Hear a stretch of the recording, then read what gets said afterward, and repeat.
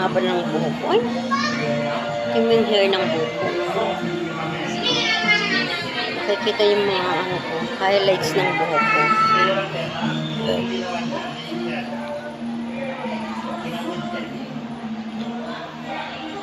Parang gusto ko magpaiksi ng buhok. Kaya lang parang ang lalaki ng mukha ko kapag nagpapaiksi ako ng buhok.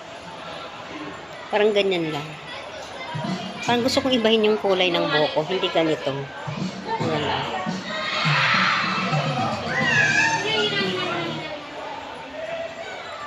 Ang haba na ng hair ko. Ayan o. So, mahaba na siya.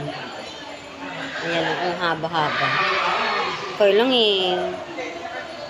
yung buko, yung highlights ng buko dito sa may malapit sa noo ko. Ayan o. Ito yung ayan. Kaya ito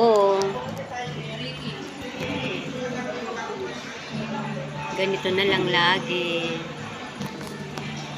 habang naghihintay sa anak ko. Ayan, libre naman po tambay dito kasi umorder naman ako. Ayan.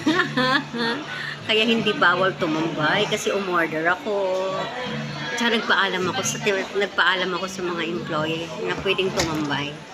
Dito na lang muna ako. Masakit ang paa ko eh. Ayan. Thanks for watching. Bye-bye.